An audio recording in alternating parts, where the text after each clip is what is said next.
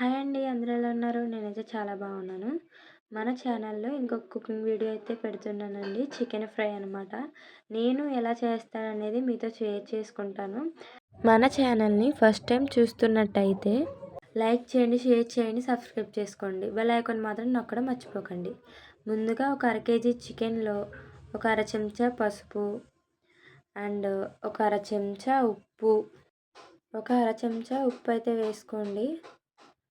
And ఒక అరబద్ద నిమ్మరసం అయితే పిండుకోండి. నిమ్మరసం పిండడం వల్ల అయితే ఇలా ఈ 3 వేసి కడగడం వల్ల నీచు వాసన అనేది పూర్తిగా పోతుందండి.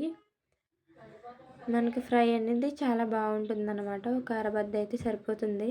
అంటే చికెన్ క్వాంటిటీని బట్టి వేసుకోవచ్చు. ఈ 3 బాగా కలుపుకొని ఒక 5 మినిట్స్ రెస్ట్ ఇవ్వండి. వీటికి ఒక సైడ్కి పెట్టేసుకోండి. ఈలోపు ఒక ఉల్లిపాయ, 3 పచ్చిమిర్చిని వీలైనంత మట్టుకి ఉల్లిపాయ చిన్న ముక్కలుగా కోసుకోండి.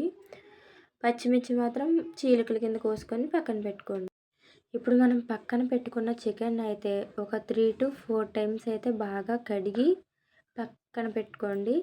ఇందులోనే ఒక అర చెంచా అల్లం వెల్లుల్లి పేస్ట్, ఒక అర చెంచా గరం మసాలా, 2 చెంచాల కారం, ఇవన్నీ మీ రుచికి సరిపడా అయితే వేసుకోండి. మేము మసాలా తక్కువ తింటాం కాబట్టి తక్కువ వేసుకున్నానండి. కారం ఎక్కువ వేసుకున్నాను. ఒక అర చెంచా ఉప్పు, అర చెంచా పసుపు అయితే వేసుకోండి. అరగంట ఫ్రిడ్జ్లో పెట్టుకోండి. తర్వాత ఒక బాణీలు పెట్టి పొయ్యి మీద ఈ మ్యారినేట్ చేసిన చికెన్ని ఇందులో వేసేయండి. ఆయిల్ వేసి మొత్తం ఈ ఆయిల్లో అయితే కొంచెం బాగా టాస్ చేసుకొని అటు ఇటు ఒక మూత అయితే పెట్టుకోండి. మూత పెట్టి నీళ్ళు వచ్చేదాకా ఉడకనివ్వండి. ఈ చికెన్లో వాటర్ మొత్తం ఇంకిపోయే వరకు అయితే వేపుకోవాలండి. ఇలాగా అసలు వాటర్ ఉండకూడదు. ఆయిల్ అయితే పైకి తేలాలి. ఇప్పుడు చికెన్ అంతా పక్కన పెట్టేసుకొని అదే ఆయిల్లో కొంచెం ఆయిల్ వేసుకొని ఉల్లిపాయ, పచ్చిమిర్చి అందులోనే వేపేసుకోవాలండి. అందులోనే వేపుకుంటే మిగిలిన మసాలా కూడా ఆ ఉల్లిపాయలకు బట్టి టేస్ట్ బాగుంటుంది. ఈ ఉల్లిపాయ, పచ్చిమిర్చి, కరివేపాకు వేసుకొని బాగా వేగిపోయిన తర్వాత ఇప్పుడు ఈ ఉల్లిపాయ ముద్దలో కూడా ఆయిల్ బాగా పైకి తేలే వరకు వేపుకోండి.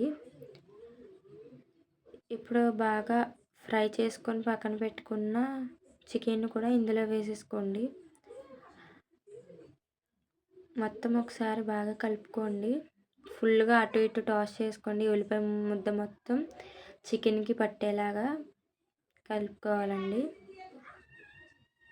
కలుపుకొని మరో 2 నిమిషాలు మూత పెట్టి చిన్న మంట మీద ఉంచితే అంతే, గుమగుమలాడే చికెన్ ఫ్రై రెడీ.